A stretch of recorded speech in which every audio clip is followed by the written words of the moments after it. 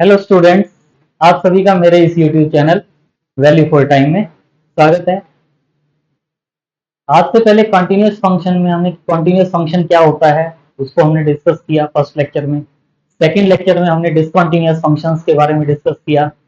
आज का जो टॉपिक है कि कंटिन्यूटी की जो कंडीशंस हैं उनको हम वन बाय वन डिस्कस करेंगे। आज का जो लेक्चर है हमारा most important and most easy lecture है, इंटरेस्टिंग लेक्चर है, जिसमें हम इन डिफरेंट जो थ्योरम्स हैं इन थ्योरम्स को हम डिस्कस करेंगे कि अगर कोई function defined in interval continuous है इफ एंड ओनली तो वो इस कंडीशन को सेटिस्फाई करेगा।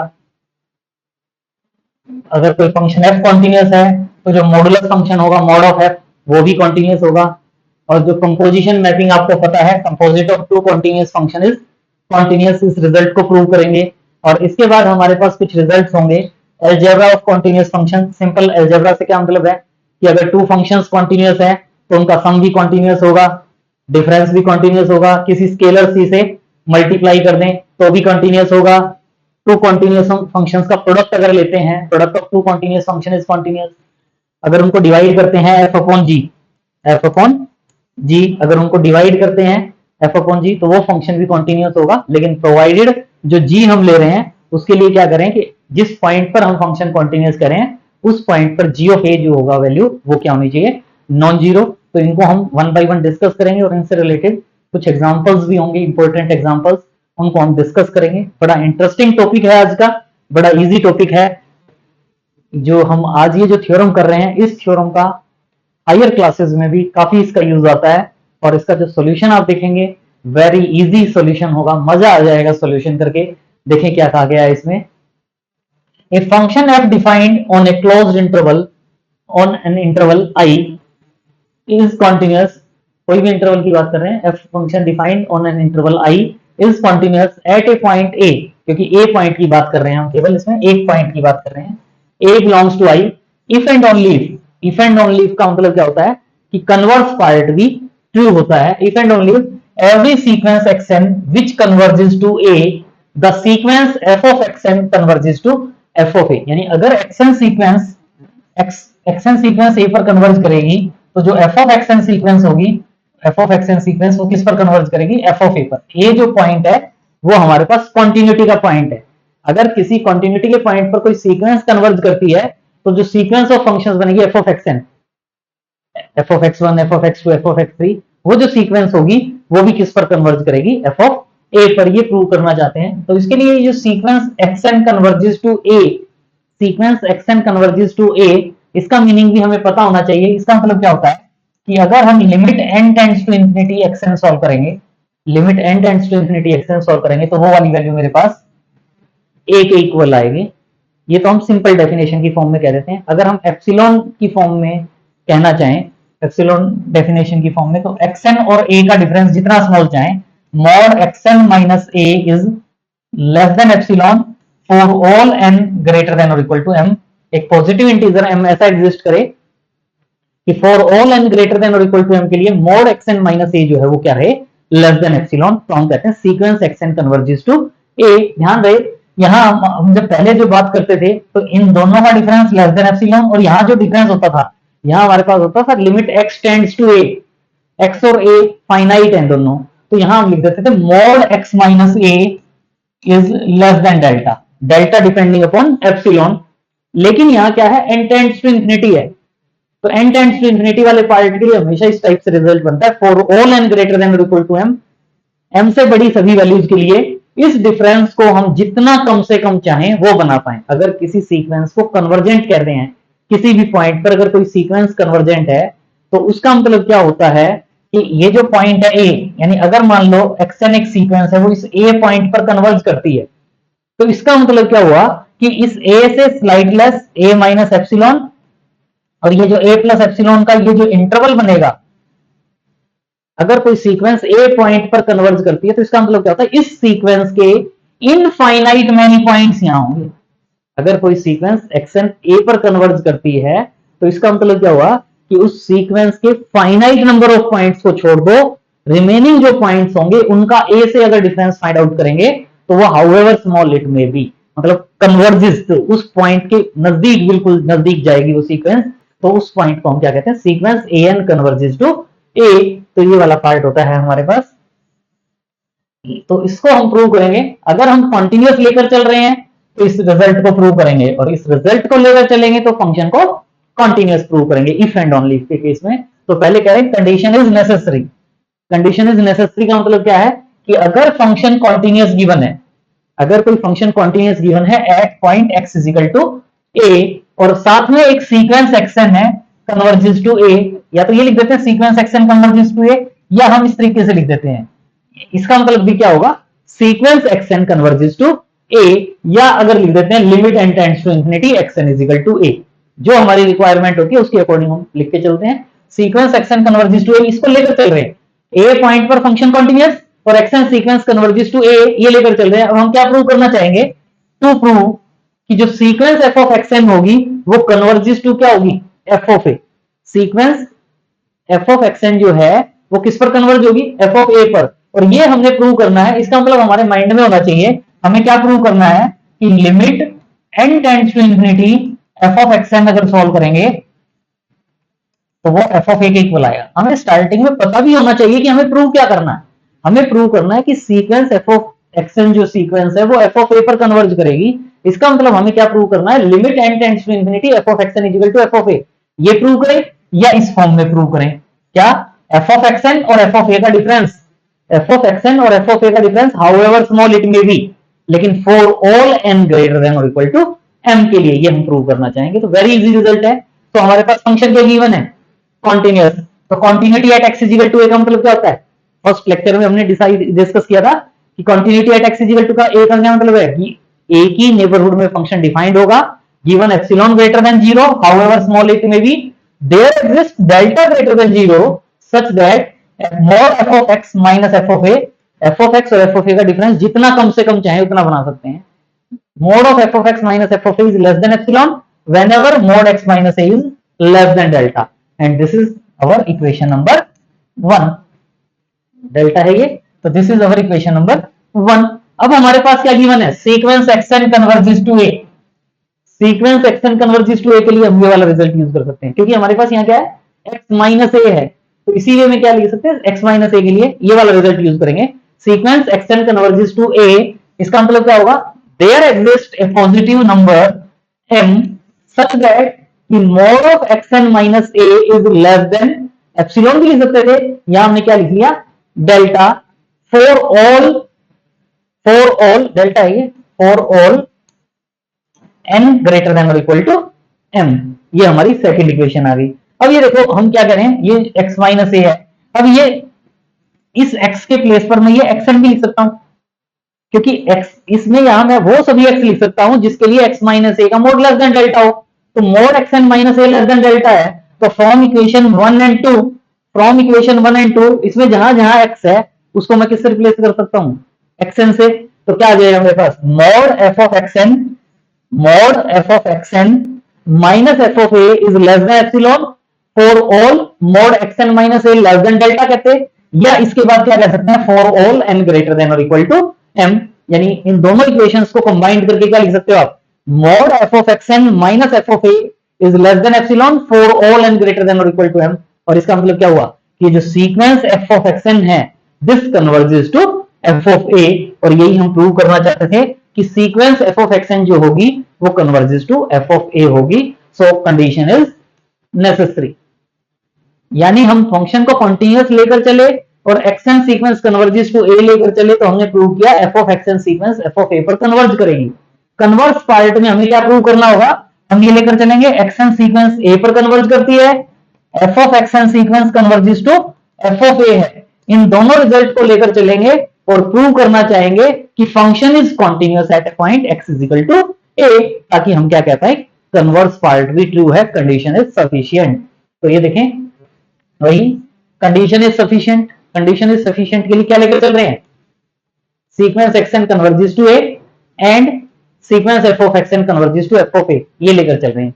और हमने क्या प्रूव करना है, function is continuous at x is equal to a। हमने फंक्शन को कॉन्टिन्यूअस प्रूव करना है at x is equal to a। हम मान लेते हैं कि फंक्शन कॉन्टिन्यूअस नहीं है at x is equal to a। If possible suppose that function is not continuous at x is equal to a।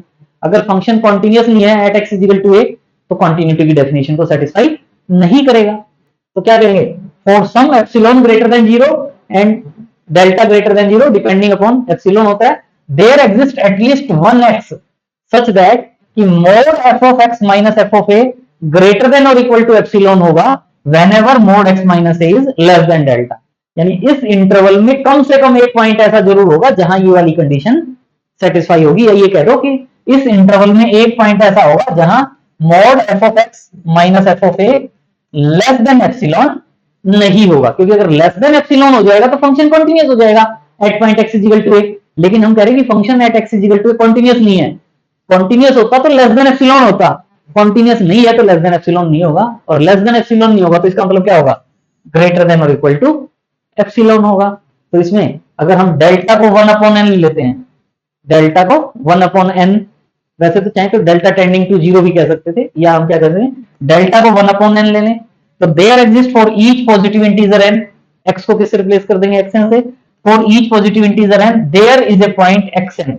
मतलब इस इंटरवल में हम ये कह रहे हैं mod x minus a less than delta है, तो अगर मैं इस डेल्टा को लेस देन 1 अपॉन एन की फॉर्म में ले लूं तो ये कह रहा हूं कि अगर ये वैल्यू लेस देन एन है तो एक एक्स की कोई ना कोई एक ऐसी वैल्यू होगी जो इस कंडीशन को सेटिस्फाई करेगी, उस पॉइंट को हमने क्या नाम दे दिया एक्सएन। तो क्या करें, mod x n minus a is less than 1 by n, और इसके अकॉर्डिंग क्या होगा, mod x n minus a less than 1 by n का मतलब क्या होता है, इस पार्ट का मतलब क्या होता है कि एक्सएन जो है ए का डिफरेंस है और साथ में यहां से क्या आ जाएगा mode f of X N minus f of A is greater than और इक्वल टू एप्सिलॉन। ये वाला पार्ट यहां गया, एक्स को किससे रिप्लेस कर दिया एक्सएन से। तो देखें यहां से जो पार्ट बनता है मोड, यहां जो हमने 1 बाई एन लिया वो क्यों लिया, क्योंकि एन टेंड्स टू इंफिनिटी के लिए, एन टेंड्स टू इंफिनिटी के लिए ये वाला पार्ट जीरो को टेंड करेगा। इसका मतलब यहां से मेरे पास क्या आ जाएगी, एक्सएन जो सीक्वेंस है वो ए पर कन्वर्ज करती है, यहां से मेरे पास क्या आ जाएगी xn sequence converges to a. और हम क्या लेकर चले कि अगर सीक्वेंस एक्सएन ए पर कन्वर्ज करती है तो एफ ऑफ एक्सएन सीक्वेंस भी किस पर कन्वर्ज करेगी, एफ ऑफ ए पर। तो एक्सएन सीक्वेंस ए पर कन्वर्ज करती है तो इससे मेरे पास क्या आ जाना चाहिए, एफ ऑफ एक्सएन जो सीक्वेंस है वो किस पर कन्वर्ज करनी चाहिए, एफ ऑफ ए पर। अगर f of x n sequence f of a पर कन्वर्ज करेगी तो इस डिफरेंस को मैं जितना कम से कम चाहूं उतना बना सकता हूं, लेकिन ये डिफरेंस मेरे पास क्या है, ग्रेटर देन और इक्वल टू एप्सिलॉन। तो ये हमारे पास कंट्राडिक्शन आ जाएगी। नेक्स्ट स्लाइड में हम यही बात कर रहे हैं, नहीं कहा, चलो इसका मतलब यही है x n sequence converges to a तो f of x n sequence converges to f of a होना चाहिए। लेकिन ये जो रिजल्ट है, ये रिजल्ट क्या कहता है, ये रिजल्ट क्या कहता है, एफ ऑफ एक्सएन सीक्वेंस जो है वो एफ ऑफ ए पर कन्वर्ज नहीं करती। तो ये क्या आ गई हमारे पास, ए कंट्राडिक्शन। ये कंट्राडिक्शन कहां से आई कि हमने कहा था कि फंक्शन कॉन्टिन्यूअस नहीं है, so ours position is wrong, ours position is wrong. तो इसका मतलब क्या कह सकते हैं, f is continuous at x is equal to a. तो ये बड़ा अच्छा रिजल्ट है, आगे भी हम इसको काफी यूज करते हैं। नॉलेज के पॉइंट ऑफ व्यू से मोस्ट इंपॉर्टेंट रिजल्ट है कि अगर कोई function at point x is equal to a continuous है और x n sequence, if and only if x n sequence converges to a then f of x and sequence converges to f of a.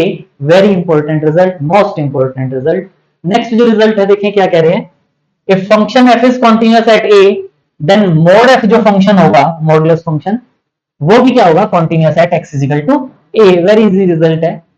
तो is the converse true, अगर f continuous है तो mod f continuous होगा, लेकिन क्या इसका converse true है कि mod f continuous हो तो f continuous हो। तो इसके लिए हम कहते हैं कि ऐसा जरूरी नहीं है, और ऐसा जरूरी नहीं है तो उसके लिए हमें एक एग्जांपल से उसको हम शो करेंगे कि एक ऐसा एग्जांपल लेंगे जिसमें मोड एफ तो कॉन्टिन्यूअस होगा लेकिन एफ कॉन्टिन्यूअस नहीं होगा at x is equal to.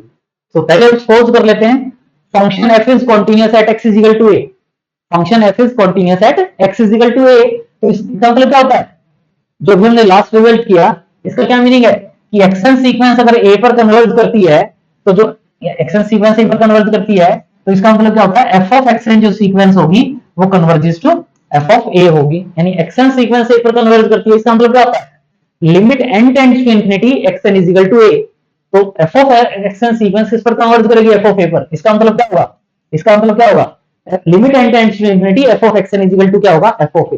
तो ये हम लेकर चल रहे हैं और इसकी हेल्प से हमने क्या प्रूव करना है कि मॉड एफ भी जो है वो भी कॉन्टिन्यूअस फंक्शन होगा। तो इसके लिए देखें नाउ, अब ये हमें पता है कि ये रिजल्ट ट्रू है। अब अगर मैं limit n tends to infinity mod f of x n solve करता हूं, तो mod f of x n को आप क्या लिख सकते हो, limit n tends to infinity mod f of x n, और जो मॉड का साइन है उसके अंदर लिमिट को ले जाएंगे हम, तो क्या होगा mod of limit n tends to infinity f of x n, और limit n tends to infinity f of x n की वैल्यू क्या है, एफ ऑफ ए, तो यानी क्या जाएगा mod of f of a, और मॉड एफ ऑफ ए को क्या लिख सकते हैं, mod f of A.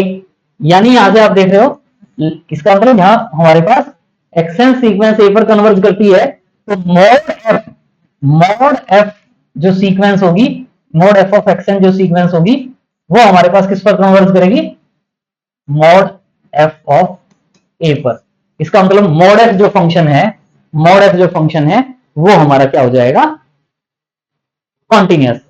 By last result, by last result हम कह सकते हैं कि अगर एफ फंक्शन कॉन्टिन्यूअस है तो मॉड एफ फंक्शन भी कॉन्टिन्यूअस होगा। लेकिन अब कहते हैं कि क्या कन्वर्स ट्रू होगा, तो हम कहते हैं कि कन्वर्स ट्रू नहीं होता। तो इसके लिए हम एक ऐसा एग्जांपल लेंगे, converse of the theorem is not true always. तो इसके लिए एक एग्जांपल लेंगे, f x is equal to 1 अगर एक्स पॉजिटिव है, -1 अगर एक्स नेगेटिव है। तो आप देखते हो कि अगर मैं इसमें left hand limit find out करता हूं, left hand limit, left hand at x is equal to 0 कहेंगे कि कॉन्टिन्यूअस नहीं है, left hand limit find out करेंगे तो limit x tends to 0 negative f of x लेंगे। तो limit x tends to 0 negative f of x, 0 negative के लिए एफ ऑफ एक्स की वैल्यू क्या है, -1, तो यहां क्या पुट करोगे, -1, तो ये वाली लेफ्ट हैंड लिमिट क्या जाएगी, -1। फिर आप राइट हैंड लिमिट सॉल्व करोगे, right hand limit is equal to क्या होता है, limit x tends to 0 positive f of x, यानी limit x tends to 0 positive f of x, 0 positive, 0 से बड़ी वैल्यूज के लिए एफ ऑफ एक्स की वैल्यू क्या है, 1 है, तो ये 1 आ जाएगा, तो ये वाली वैल्यू क्या आ जाएगी, 1। Left hand limit is not equal to right hand limit, तो इसका मतलब फंक्शन कॉन्टिन्यूअस नहीं है, लिमिट ही एग्जिस्ट नहीं करती तो फंक्शन कॉन्टिन्यूअस नहीं होगा। लेकिन अगर आप इसमें मॉड एफ देखते हैं, मॉड एफ का मतलब क्या होता है, नेगेटिव वैल्यू को भी पॉजिटिव में कन्वर्ट कर देता है, यानी क्या आएगा, mod f is equal to 1 if x is greater than equal to 0, -1 का मॉड लेंगे तो 1 if x is less than 0, यानी ओवरऑल क्या आ जाएगा 1, यानी मॉड एफ ऑफ एक्स की वैल्यू क्या होगी 1 for all x belongs to R, यानी constant function, and we know that constant function is always continuous.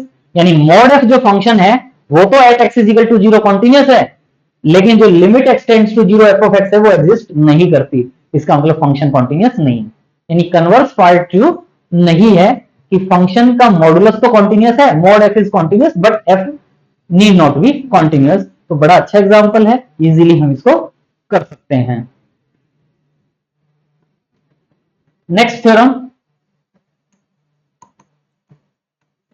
Most important theorem है, क्या कह रहे हैं, composite of two continuous function is a continuous function, composite of two continuous function is a continuous function. आपको पता है कि अगर मान लो यहां से यहां अगर आपने एक फंक्शन एफ डिफाइन किया, तो इसमें अगर मान लो मेरे पास यहां एक पॉइंट एक्स है, तो इस एक्स की जो इमेज आती है वो क्या आती है, एफ एक्स, और फिर यहां से यहां हम अगर एक फंक्शन जी डिफाइन करते हैं तो इसकी जो वैल्यू आती है वो क्या आती है, जी ऑफ एफ एक्स, या हम इसको क्या कह देते हैं, जीओ एफ फंक्शन। और जीओ एफ फंक्शन कहां से कहां तक हो जाता है, यहां से, यानी ये ए टू बी है और ये बी टू सी है, तो जीओ एफ फंक्शन जो होता है वो कहां से कहां तक हो जाता है, ए टू सी, इसको हम क्या कहते हैं, कंपोजिट फंक्शन। ये क्या कहलाता है, composite function, f function from a to b, g function from b to c, तो जो जीओ एफ फंक्शन बनता है वो कहां से कहां तक बन जाता है, ए टू सी। और जीओ एफ ऑफ एक्स अगर सॉल्व करते हैं तो वो वाली वैल्यू क्या आती है, g of f x, g o f of x solve करते हैं तो वो क्या आता है, जी ऑफ एफ एक्स। तो composite of two continuous function is continuous, मतलब अगर एफ और जी कॉन्टिन्यूअस फंक्शंस हैं तो एफ ओ जी कह लें या जीओ एफ कह लें, दोनों ही कंपोजिट फंक्शन होते हैं, तो उनमें से किसी एक को हम क्या प्रूव करके दिखाएंगे, कॉन्टिन्यूअस फंक्शन होगा। देखें क्या कहा गया है, very easy result, that is क्या कह सकते हैं, if f is a continuous function at x is equal to a, अगर f फंक्शन कॉन्टिन्यूअस है at x is equal to a और g फंक्शन कॉन्टिन्यूअस है एट f ऑफ a, तो क्योंकि ये देखें यहां a पॉइंट होता है f, a पॉइंट पर f डिफाइंड होता है तो f ऑफ a वैल्यू आती है हमारे पास, और f ऑफ a पर g फंक्शन डिफाइन होता है तो हमारे पास क्या आती है g of f of a। तो इसलिए हम क्या करें, फंक्शन f अगर कॉन्टिन्यूअस है at x is equal to a तो g फंक्शन को कहां करें continuous at f of a, तो g function is continuous at f of a, तो देन g ऑफ f जो बनेगा फंक्शन, कंपोजिशन फंक्शन या कंपोजिट फंक्शन, इसको हम कहना चाह रहे हैं this function is continuous at x is equal to a। ये रिजल्ट प्रूव करना चाहेंगे तो वेरी इजी रिजल्ट है, इजीली हम इसको प्रूव कर सकते हैं। डेफिनेशंस यूज करनी है कॉन्टिन्यूटी की और कुछ नहीं करना। Function g is continuous at f of a, g is continuous at f of a, तो कॉन्टिन्यूटी की डेफिनेशन क्या कहती है, कॉन्टिन्यूटी की डेफिनेशन क्या कहती है, given epsilon greater than 0 there exist delta greater than 0 such that mod of, जैसे यहां f होता था तो यहां f ऑफ आता था, यहां हमारे पास f ऑफ a पॉइंट पर डिफाइंड होता था तो यहां हम a लिखते थे, लेकिन अब ये f ऑफ a है तो यहाँ f ऑफ a आ गया, यहाँ क्या आ गया f ऑफ x, यहाँ x लिखते थे, यहाँ x के प्लेस पर क्या आ गया f ऑफ x, यानी g के लिए कह रहे हैं हम तो g of f of x minus g of f of a mod of this value is less than epsilon whenever mod, वहां x माइनस a लेते थे, यहाँ क्या लेंगे mod of whenever mod of fx minus f of a is less than delta by definition of continuity. और ये जो है ये मेरे पास क्या है फर्स्ट इक्वेशन, ये मेरे पास क्या है फर्स्ट इक्वेशन, ये हमने यूज की continuity at of g function at f of a। इसी वे में f फंक्शन भी कॉन्टिन्यूअस है, f is continuous at x is equal to a, तो एप्सिलॉन हम पहले यूज कर चुके हैं, तो हम क्या करें यहाँ वाला जो डेल्टा है ना उसी डेल्टा को यूज कर रहे हैं, क्योंकि एप्सिलॉन हाउएवर स्मॉल इट में भी कुछ भी ले सकते थे, तो हमने अब यहाँ जो डेल्टा था वही डेल्टा ले लिया। f is continuous at x is equal to a, therefore given delta greater than 0 there exist, वहां डेल्टा लेते थे उसके प्लेस पर क्या लेंगे डेल्टा 1 ग्रेटर देन 0, यानी ये डेल्टा 1 किस पर डिपेंड करता है डेल्टा पर, जैसे वहां कहते थे डेल्टा डिपेंड्स ऑन एप्सिलॉन, वैसे यहां कहेंगे delta 1 depends on delta such that mod f of x minus f of a is less than delta whenever mod x minus a is less than delta 1, और ये हमारी equation number 2। तो from first and second in दोनों equations को combine कर दें, इन दोनों equations को कंबाइन कर दें, फ्रॉम इक्वेशन 1 एंड 2 क्या लिख सकते हैं ये वाली वैल्यू,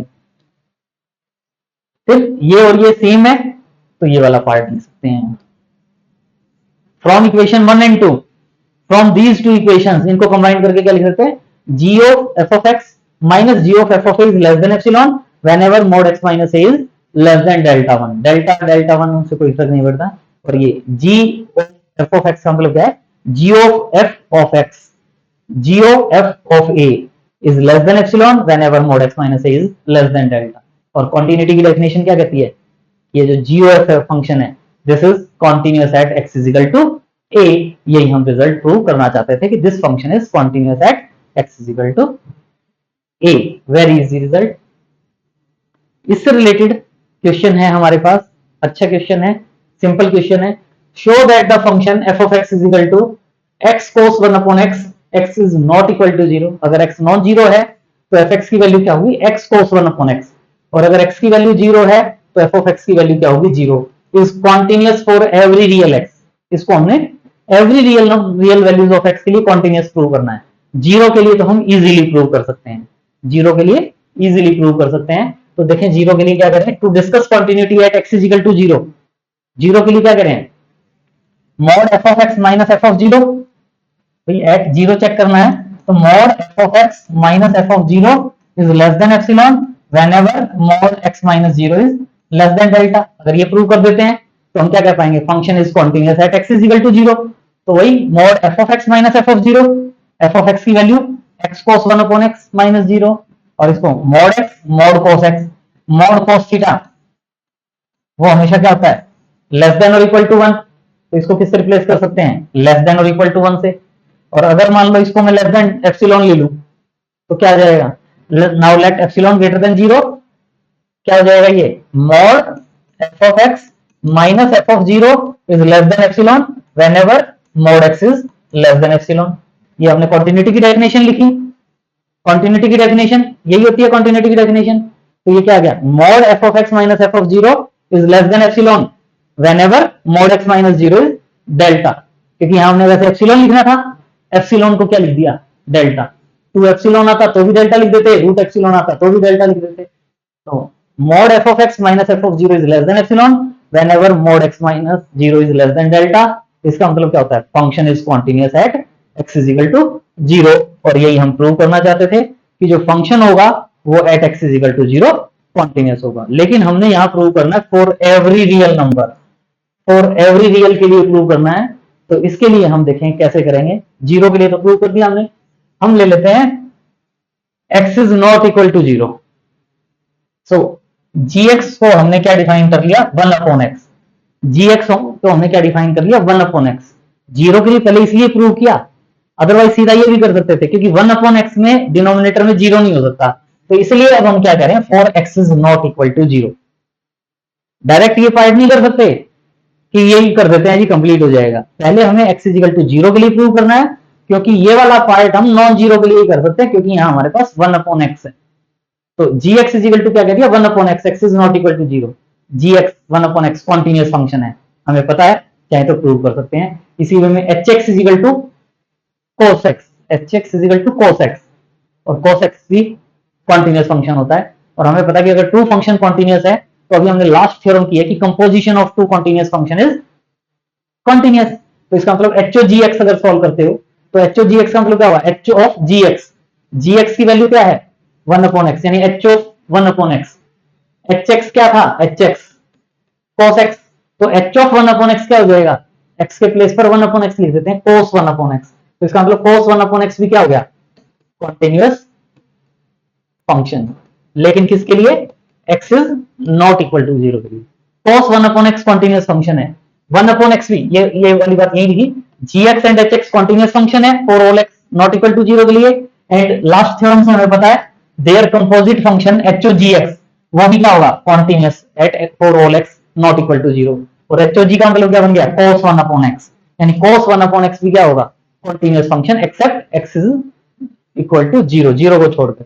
अब cos 1 अपॉन एक्स भी कॉन्टिन्यूअस फंक्शन है और x भी कॉन्टिन्यूअस फंक्शन है, और हमें पता है कि product of two continuous functions क्या होता है, product continuous, product of two continuous function is continuous. वैसे हमें जनरली पता है, लेकिन अभी हम इसमें आगे थ्योरम करेंगे, उस थ्योरम में भी प्रूव करके दिखाएंगे कि अगर एफ और जी कॉन्टिन्यूअस फंक्शन है तो उनका प्रोडक्ट क्या होता है, कॉन्टिन्यूअस फंक्शन। तो their product x cos 1 upon x, ये भी क्या होगा, कॉन्टिन्यूअस।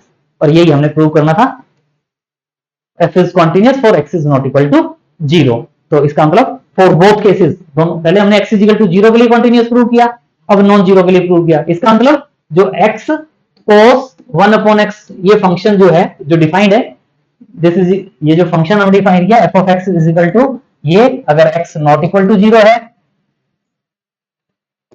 और ये जीरो अगर x is equal to zero है, तो this function is continuous for every real value of x. तो ये हमारा रिक्वायर्ड रिजल्ट हो जाएगा। Next example, prove that the function sin mod x, sin mod x is continuous. इसको भी prove करना है, इसको भी हम, जो भी हमने लास्ट थ्योरम किया composite of two continuous function is continuous, उसकी हेल्प से प्रूव करेंगे। इजीली कर सकते हो, 12th क्लास में भी ये रिजल्ट आपने प्रूव किए हुए हैं। F x is equal to sine x लिया हमने, और g x is equal to mod x. हमें पता है एवरी साइन एक्स जो फंक्शन है साइन थीटा कॉन्टिन्यूअस होता है, ये भी कॉन्टिन्यूअस, जी एक्स भी कॉन्टिन्यूअस। टू फंक्शंस कॉन्टिन्यूअस है तो इनका जो कंपोजिशन फंक्शन होगा वो भी क्या होगा, कॉन्टिन्यूअस।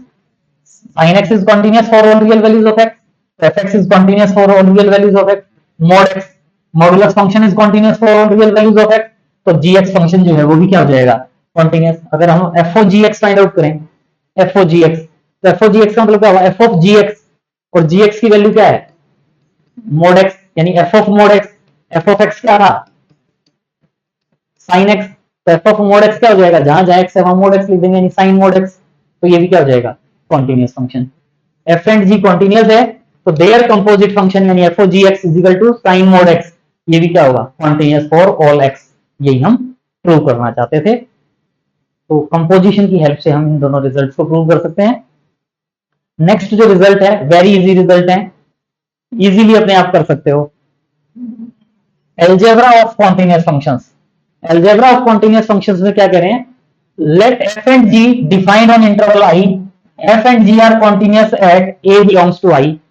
a पॉइंट पर फंक्शन क्या है, कॉन्टिन्यूस है, तो हमें क्या प्रूव करना है, sum of two continuous function is continuous, difference of two continuous function is continuous, c into f is continuous, c is any real number, function को c रियल नंबर से मल्टीप्लाई कर दे तो वो जो फंक्शन बनेगा वो भी कॉन्टिन्यूस होगा, f into g product of two continuous function is continuous, f upon g is continuous, लेकिन प्रोवाइडेड क्या कह देते हैं, g of a is not equal to 0। तो इन रिजल्ट्स को प्रूव करना है, इजीली विद इन 2 मिनट्स आप इन रिजल्ट्स को प्रूव कर सकते हो कि भाई एक्शन सीक्वेंस a पर कन्वर्ज करती है, तो f फंक्शन कॉन्टिन्यूस है, तो हमें पता है f ऑफ एक्शन जो सीक्वेंस होगी वो किस पर कन्वर्ज करेगी, f ऑफ a पर।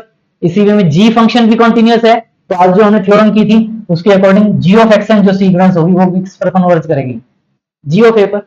भाई फर्स्ट रिजल्ट आज का जो हमने फर्स्ट रिजल्ट किया था, तो x n sequence converges to a है, अगर हमने मान लिया कि x n sequence converges to a है तो f और g क्या गिवन है, कॉन्टिन्यूस, तो इसका मतलब limit n tends to infinity, limit n tends to infinity f of x n is equal to क्या हो जाएगा, f of a is equation number 1। और इसी वे में limit n tends to infinity g of x n is equal to क्या हो जाएगा, g of a is equation number 2। इनकी हेल्प से इजीली हम प्रूव कर सकते हैं, सिंपल रिजल्ट है। फर्स्ट रिजल्ट में हमने क्या सॉल्व किया, limit n tends to infinity f plus g of action, क्या लिख सकते हो इसको, f plus g of action को क्या लिख सकते हो, f of action plus g of action, limit बाहर है अलग अलग कर लो, limit f of action plus limit g of action, limit f of action क्या है, f of a, limit g of action क्या है, g of a, f of a plus g of a को क्या लिख सकते हो, f plus g of a, यानी limit n tends to infinity f plus g of x n is equal to f plus g of a आ गया। इसका मतलब क्या हुआ, f plus g function is continuous, f plus g function is continuous, क्योंकि हमने यही कहा था कि अगर x n सीक्वेंस a पर कन्वर्ज करती है, f of x n sequence f of a पर कन्वर्ज करती है, तो इस फंक्शन f को हम क्या कह देते थे, कॉन्टिन्यूस। लेकिन अब f के प्लेस पर हमारे पास क्या आ गया, यहां हमारे पास दोनों में f के प्लेस पर क्या आ गया, f प्लस जी, तो हम f प्लस जी फंक्शन को क्या कह देंगे, कॉन्टिन्यूस। माइनस वाले केस में यहां जहां प्लस है minus sign, f of x n minus g of x n, इसके साथ लिमिट, इसके साथ लिमिट, ये वाली वैल्यू f ऑफ ए हो जाएगी, ये वाली वैल्यू g ऑफ ए हो जाएगी, f minus g of a, यानी लिमिट एंड ये वाला part limit n tends to infinity f minus a of x n is equal to f minus g of a है, तो इसका मतलब f minus g function is continuous at x is equal to a। Very easy result. Third result c into f को prove करना है, तो c into F के लिए हमने क्या लिया, limit n tends to infinity c into f of x n, इसको क्या लिख सकते हो, c into f of x n को क्या लिख सकते हो, c into f of x n, और c को हम इस लिमिट के आउटसाइड लेके आ सकते हैं, तो c इंटू क्या हो जाएगा, limit n tends to infinity f of x n, यानी इसको क्या लिख सकते हैं, c into f of a, और c into f of a को क्या लिख सकते हैं, सी एफ इंटू ए, यानी ये जो पार्ट है ये देखें, limit n tends to infinity c f of x n is equal to c f of a आ गया, एफ के प्लेस पर सी एफ आ गया, तो हम क्या कह देंगे, c f function is continuous at x is equal to a, यही हम प्रूव करना चाहते हैं। नेक्स्ट प्रोडक्ट वाला पार्ट भी सेम, प्रोडक्ट में एफ इंटू जी ले लिया हमने, यहाँ देखो f into g, limit n tends to infinity f into g of x n, f into g of x n का मतलब क्या होता है, f of x n into g of x n, इसको क्या लिख सकते हैं, ध्यान रखना ये एफ इंटू जी है, कंपोजिशन में वो एफ ओ जी होता है,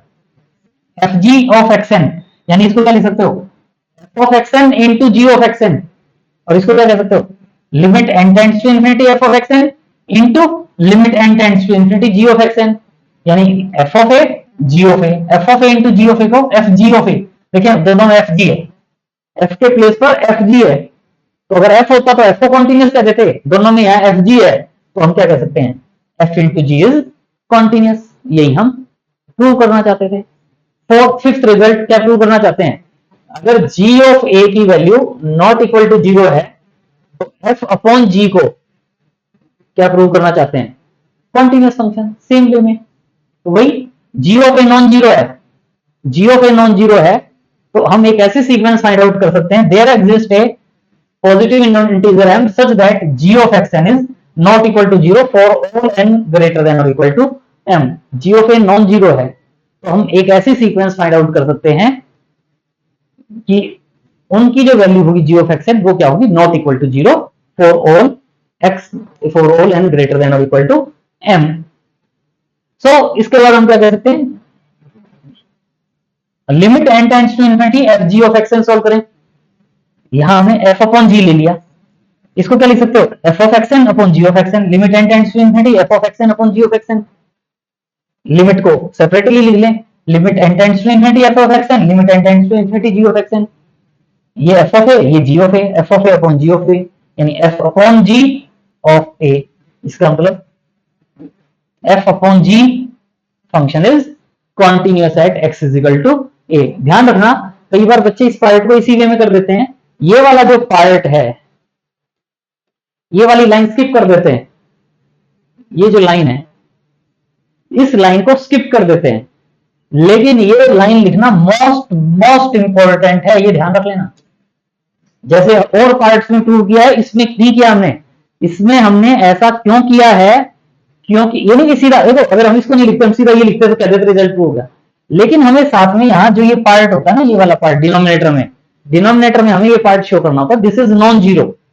तो इसको नॉन जीरो प्रूव करने के लिए ये वाली लाइन आपको लिखनी जरूरी है कि अगर जी ऑफ ए नॉन जीरो है तो हमारे पास यानी ए पॉइंट ऐसा है जहां फंक्शन की वैल्यू नॉन जीरो है, तो हम infinite many points find out कर सकते हैं जिन पर भी फंक्शन की वैल्यू क्या होगी, non zero for all n greater than equal to m, हमने उसको नाम दे दिया।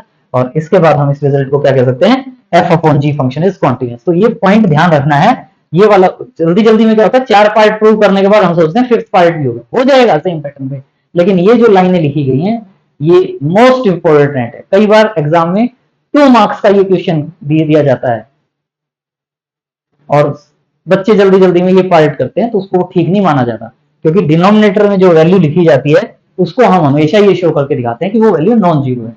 तो इस पॉइंट को आपने ध्यान रखना। तो आज के लिए इतना ही। अगर वीडियो अच्छा लगा तो please like, share and subscribe.